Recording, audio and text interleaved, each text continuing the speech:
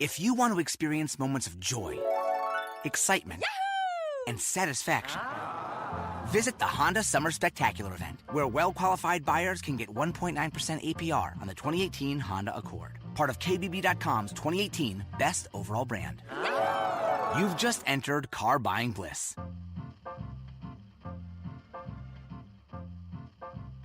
See dealer for financing details based on 2018 brand image awards from Kelley Blue Book. Visit KBB.com for information. I'm not the house of cards that falls down easily. Oh, I'm strong enough to handle what you throw at me. Welcome to Mental Health News Radio. I'm your host, Kristin Sunanta Walker. Just what are we going to discuss? The intimacy that is mental health. Let's continue to make it as comfortable as discussing brain health or heart health. This show has been on the air for several years, and we have amazing co-hosts. And then we created a network of podcasters on mentalhealthnewsradionetwork.com, a place where every possible facet of mental well-being can be talked about openly. My show, after several hundred interviews, the format is this: intimate, deep, funny, touching, sometimes uncomfortable, but always vulnerable conversations with interesting people. The goal is to have you, our listening family, many of you who have become my good friends, feel as though you are listening in on private conversations. Thank you for tuning in and becoming part of this amazing journey with me, and now with our network of podcasters. Just knowing this podcast might be helping any of you realize you are not alone on this journey called being a human being makes doing this podcast worth every second. After all we promised, we'd be cordial. Our guest today, Dr. Omar Manejwala, is one of the incredible presenters at this year's National Council for Behavioral Health Conference held April 23rd through 25th at the Gaylord National Resort and Convention Center in Washington, D.C. Go to thenationalcouncil.org and make it a priority to attend this conference. We'll be there, Mental Health News Radio, broadcasting live and doing pre-conference interviews. Our guest today discusses some of his presentation, but also takes a daring walk with us and in his career to talk about how disrupting the addiction treatment field is vital, the importance of continuing our focus on alcohol addiction, as well as the current opioid addiction crisis. As one of the nation's leading experts on addiction medicine, substance abuse, and mental illness, you don't want to miss his presentation nor this discussion. Thanks for joining us. Good morning, everyone. This is Kristin Sunanta Walker. I'm here as I gave you our lovely pre-intro of Dr. Omar Manejwala. Thank you so much, Dr. Manejwala, for coming on the show. Oh, thank you. It's really a pleasure to be here with you, Kristin, this morning. Absolutely. Now, I've let everyone know that you're one of the speakers at this year's National Council for Behavioral Health, and I love your topic, and I love that we had our pre-show conversation talking about some of the things that maybe some people don't really want to discuss on the air, and that you're perfectly willing to do that. Yeah, I've never shied away from controversy, so that makes for a fun podcast, I'm sure. And it's talking about what's really going on, and that is what people need to hear about, because go ahead and repeat for our listeners what you said about the World Health Organization, since they're an organization we'll be working with. That's right. So, there are a lot of conditions in the world that are subject to stigma. And you could think about HIV, AIDS, a bunch of other infectious diseases. But what's really, I think, accurate, but a testament to the importance of this topic, the World Health Organization recently declared that substance use disorders are the most stigmatized condition in the world. And the most means the most. So nothing is more stigmatized than addictive disorders. And I think that's accurate, and it's important, but it also indicates that there hopefully is a shift in looking very seriously at the impact of stigma on these conditions. Absolutely. So the World Health Organization making a statement like this about addiction and the stigma surrounding it, they have the numbers to back up obviously those findings. And it helps people, I think, in the United States understand that, yes, there's a crisis here, but this is a crisis all over the globe. I think knowing that and making those kind of statements helps us here. Many of us can be in this bubble in the United States. I think that helps broaden our eyes to the fact that this is a global problem. It's not just us. Yeah, and I would just add, that's absolutely true. And I would add to that that stigma isn't just uncomfortable, but there's a real human cost associated with that. People who experience stigma are less likely to attend treatment. They're less likely to be referred for treatment. And that has economic costs, social costs. There are medical implications to that. So stigma results not just in illness, but there are people who are actually dying because of stigma. So it's really important that we address this. Exactly. People are actually dying because of stigma. That's such an important sentence. Let's talk a little bit about that stigma piece. Why is this such a goal for you to talk about the eradication of stigma? Well, and I know you've talked about this concept before on your podcast, but the vast majority of people who have substance use disorders not only haven't gotten treatment, but according to current trends, and even the latest with investments in addiction and parity and affordable care, the vast majority of people with substance use disorders will never receive treatment for those conditions. And there, by the way, there's no other condition like that in America or really in the world, but especially in America. If you look at diabetes, congestive heart failure, COPD, cancer, and any major chronic diseases, or even most acute diseases and illnesses, there's really no correlation. Even if you look at other behavioral health conditions like depression or anxiety or schizophrenia, there's really nothing else where the vast majority of people have not and will not receive treatment for their conditions. And stigma plays a large role in that. It's not the only driver, but it's a huge driver of that. And we have to fix that. That's not okay. No, it isn't. Talk to us about your book called Craving, Why We Can't Seem to Get Enough. What was the impetus for you writing that particular book? Now, that's kind of a funny story because I never thought of myself as an author. I never wanted to write a book. And this whole process began sometime in, I'll say about 5 or 6 years ago, when I was looking for a book on craving. And I thought, well, craving is a universal phenomenon. It occurs in all substance use disorders and also in gambling addiction, but it's also something that people experience who don't have addiction. Everybody craves at some point or another. Surely there has to be a book on craving. And I worked with a librarian who I had used professionally at various times, and we did some deep digging and found that, lo and behold, no one had actually written a book on craving. So that was surprising to me, and I wanted to learn as much as I could about craving. At that time, craving was not a key symptom of substance use disorders in what was called DSM-4, which was the kind of the Bible, if you will, of classifying behavioral health conditions. And then later on, it was introduced as a hallmark symptom in DSM-5, which was good news for a guy who had just written a book on craving. But good timing. I mean, right, the timing. Now, it's really amazing, however, that in all these years we never really included craving, which is a core feature of substance use disorders. But so I was looking for a book and couldn't find one. So I thought, well, I don't know if I'll write a book, but I am going to have to go to all the original literature to learn about craving. I was already an addiction expert, but I wanted to do a deeper dive here. And so I read basically, let's just say, everything that's ever been published scientifically on craving. And I contacted the majority of living authors of those research studies.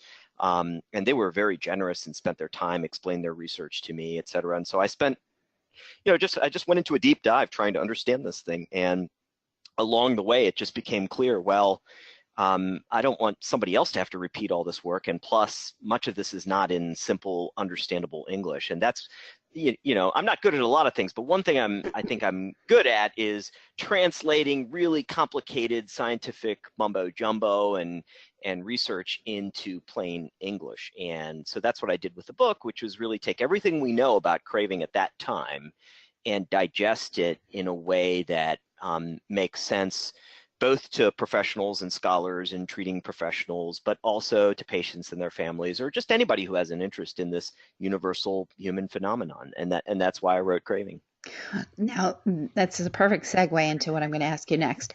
So many people that I've interviewed, including patients, people with addiction issues, and not necessarily in their mind, when they hear substance use disorder, they're not equating things like addiction to food, addiction to toxic relationships, other addictions outside of drug, alcohol addiction. So because you're able to take things, complex terms, and bring them into statements that people can understand, how would you define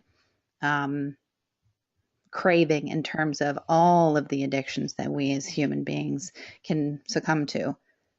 So this was another challenge I faced when I was writing the book, because I looked for a definition of craving, and people didn't really agree on a definition of craving. And so one definition which I really liked was, something that you want so badly that when you don't have it, it produces emotional or physical or mental discomfort. And I thought that was a nice definition. But there's another way of looking at craving which I also really like, and this was the basis of introducing craving into DSM-5, which was this question: have you ever wanted something so much that you couldn't think of anything else? And I think that's a great functional definition, because while you're craving something, you can't really think of anything else. So all of the strategies out there for managing cravings that say, okay, if you're craving chocolate, go eat kale. That's never going to work. I mean, that might work I'm not saying don't eat kale, but I'm just saying that for people who are really in the midst of their craving, right, those types of strategies are just never going to be enough. And so what I discovered when I wrote the book is that, like many things, recovery from cravings and addressing cravings is 95% about what you start doing, really only about 5% what you stop doing. And just like when the time to fix your roof is when it's not raining, I mean, the time to address cravings is when you're not craving. Obviously, you need emergency strategies too, but I think a lot of the approaches out there that exist to managing cravings really focus on intervening on the craving itself while you're having it. And I think that's very sad, because as most people, I'm sure you've interviewed many, many people in recovery, and one thing that's pretty universal about people who recover from any kind of condition is that they will tell you that this is really about what you start doing and only a little bit about what you need to stop doing. It's a very active process, is I guess what I'm saying. Absolutely. Yeah. So we've let everyone know that you're speaking at National Council for Behavioral Health. While you're there doing your talk, give our listeners an idea of what the talk is going to be about. Sure. Well, Linda Rosenberg reached out to me, and I know your listeners are familiar with her since you've done interviews with her as well. She's amazing, by the way. Yes. Love her. And she reached out, and I think that someone had maybe heard one of my keynotes, or I give 20 or 30 talks a year. I try to limit it. But I think maybe someone had heard one of those or written one of the pieces I had published and reached out to her. And so she approached me and she said, we've got this opioid crisis, everybody's focusing on it, but what about alcohol? I've just noticed over the last few years, most of my media appearances have been about the opioid epidemic. And it used to be that CNN and the other sort of networks would reach out when a celebrity died, and then things shifted over the last few years, and they'd reach out just to talk about the opioid epidemic, the opioid overdose crisis. And of course, as addiction experts, we're just delighted that any aspect of addiction is being focused on. But the whole time, we're really all thinking, well, you do realize that alcohol kills at least 3 times as many people as opioids every year. It just doesn't seem to be killing the right people, unfortunately. And, one of the big challenges there is that alcohol often kills more slowly over a longer period of time. People are often older, and then the other aspect of it is because it's occurring over such a long period of time, it appears like people are making a choice. So it seems like someone is choosing this life, as if anyone would really choose this. But so I think there are a lot of things that conspire to put alcohol in the background. But nevertheless, it's certainly the most costly by far, it's the most costly.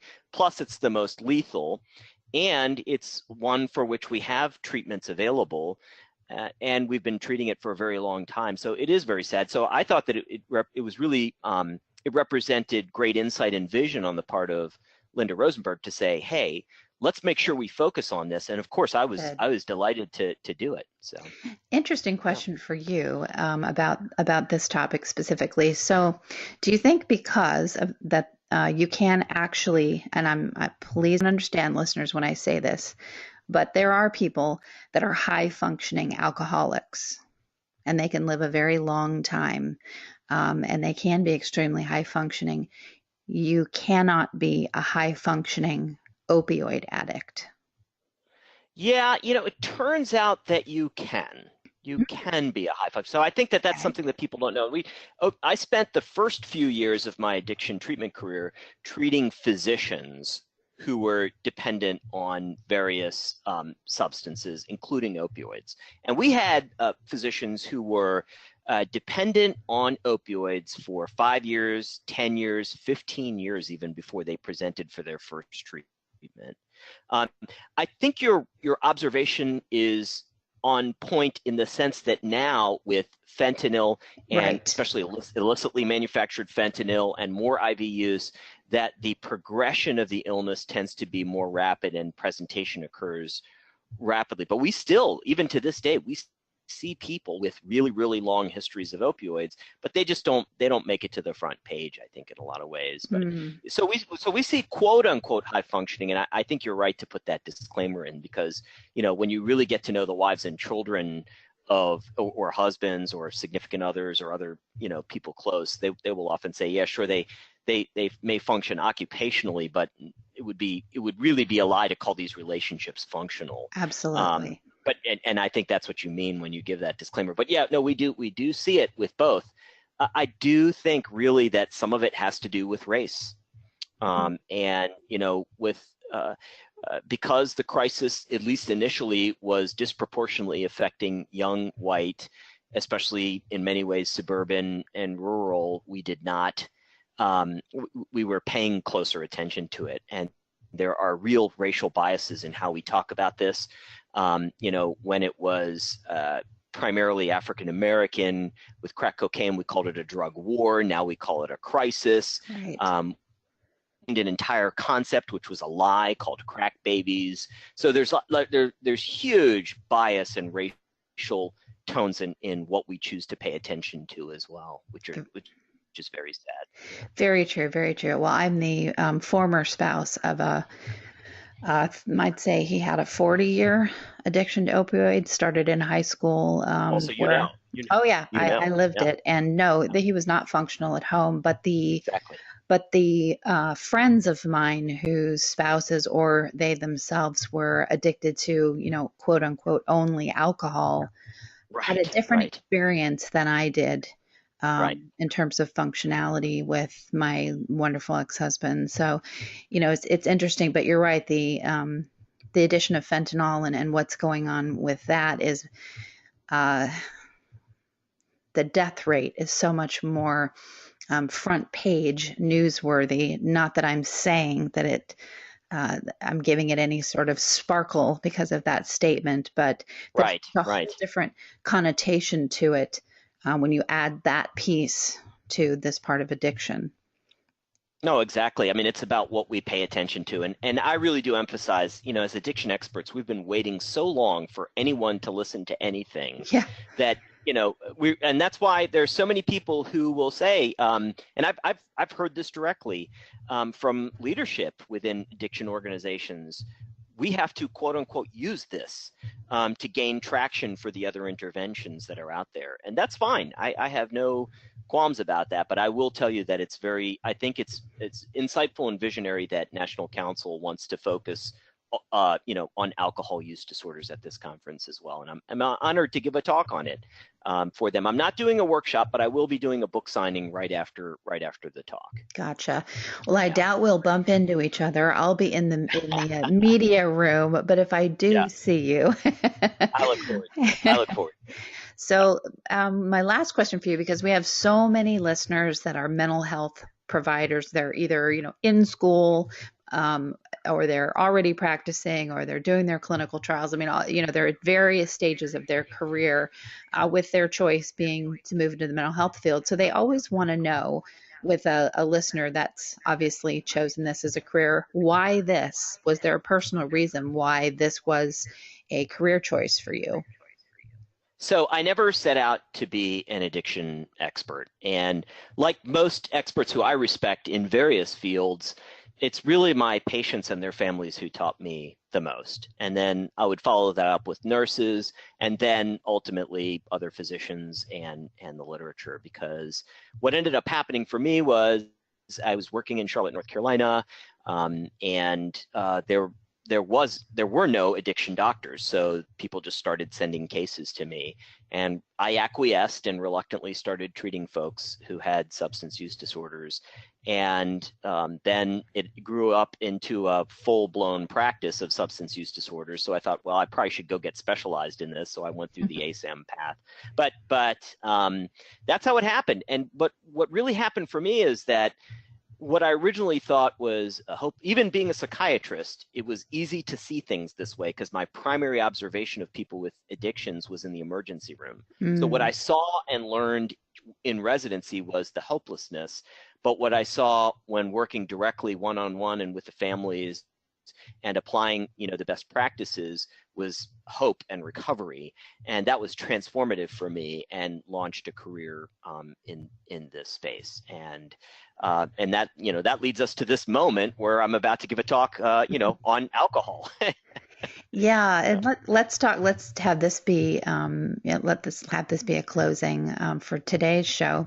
There are a lot of changes in the treatment center industry. Some of them are, more regulated now, which is fantastic.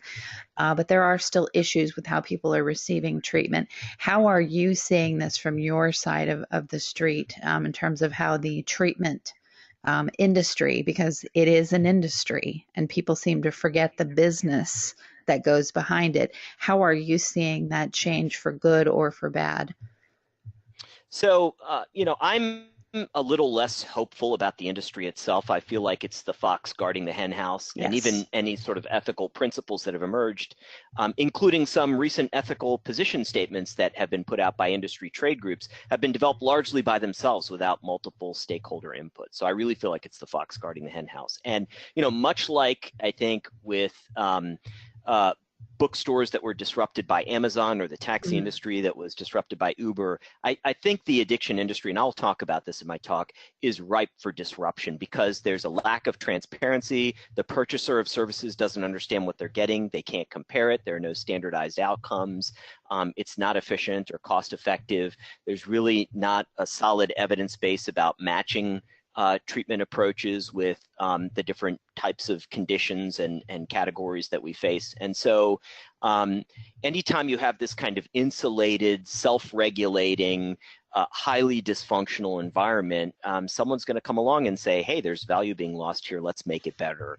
And so I've sort of dedicated the recent 5 or 6 years of my life to fixing this, solving this problem, not by trying to fix the addiction treatment industry, but rather simply trying to disrupt the care and offer, alternative models that deliver value and evidence-based treatment by kind of sidestepping the problem. I think we're going to see that. We're going to see the collapse of a lot of these approaches and the replacement by a disruptive model, just like we have in other areas of medicine and in other areas of industry.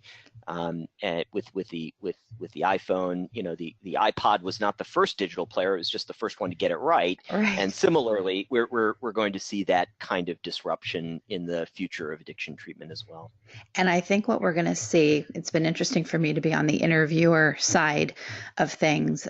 Yes, there's a lot that's going on in terms of the business side of things, but what I see in our kind of narcissistic, social media obsessed culture is that there are a lot of beginners on their own journey of addiction. Really, not that I'm please don't misinterpret any of our listeners that, if you only have 5 years of sobriety, you have nothing to say. That is not at all the case that I'm making here. But what I am saying is that what we see often is people early in sobriety trying to be those disruptors.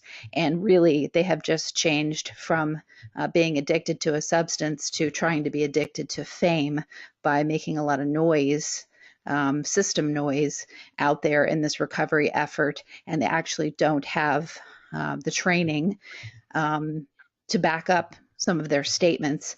And they're really looking at this as a ticket to get some kind of celebrity status out there. We see that a lot, and that's been disturbing for us as well. So what is your take on that? Well, I think a couple of things. Number one is we don't know where the next major disruption is going to come from, and Right. it might actually come from someone like that. Right. I don't know. I mean, I believe we're creating it, or what in the work that I'm doing now. But I will tell you this, and that is that the system itself is broken, so it needs to be broken further before it can be fixed, True. and that's going to be Good very, point.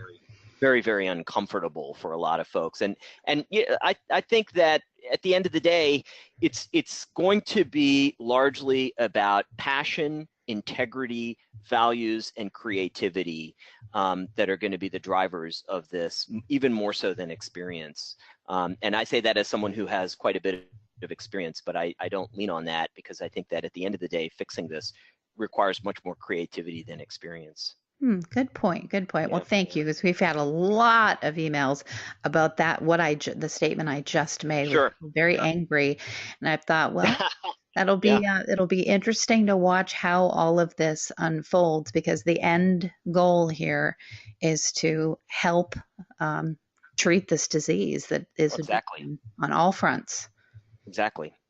Well, Dr. Manejwala, thank you so much for coming on the show. I hope that we get a chance to bump into each other amongst the sea of, 5,000 to Absolutely. 7,000 people that will be at NatCon this year. Yeah, it's a big audience. Yeah. But please tell our listeners, outside of National Council, where can they find more information about you? Sure. Well, I'm the Chief Medical Officer of CATASYS, which is CATASYS, and we're transforming how behavioral health care is delivered. But to learn more about me personally, you could go to manejwala.com, which is MANEJWALA.com. Wonderful. Well, thank you so much for coming on, and have a wonderful rest of your afternoon. You too. Thank you. And thanks to our listeners for another edition of Mental Health News Radio. Without good intentions, I heat up and act on my emotions. Thanks so much for listening to Mental Health News Radio. Our podcast can be found on iTunes, Stitcher, and hundreds of other podcast apps. Or you can visit our website at mentalhealthnewsradio.com. If you have a question or would like to be a guest, become a podcaster on our network, or join the amazing organizations that help keep us on the air, please email us at info@mhnrnetwork.com. Get ready for that special goodbye from our resident therapy dog, Miles, and a special thanks to Emily Sohn for letting us use her incredible song, Cordial, for our podcast music. Listen to the full song on SoundCloud at emily.sonne. Don't be surprised when I don't hate on you. After all, we promised we'd be cordial. Sometimes in you I can fight it. Good boy. At Buffalo Wild Wings, they'll admit they often go overboard with their limited-time offerings. They just can't help themselves. Take their new signature sampler. You get wings and 3 shareable options like fried pickles or cheese curds. Then there's their aptly named over-the-top nachos, a literal mountain of crispy tortilla chips loaded with your choice of pulled pork or honey barbecued grilled chicken, jalapenos, and more. Then top it all off with their new platinum margarita. Go overboard with them today at Buffalo Wild Wings. Wings, beer, sports. Available for a limited time while supplies last. Please drink responsibly. If you want to experience moments of joy, excitement, and satisfaction, visit the Honda Summer Spectacular event, where well-qualified buyers can get 1.9% APR on the 2018 Honda CR-V LX, part of KBB.com's 2018 Best Overall Brand. You've just entered car buying bliss.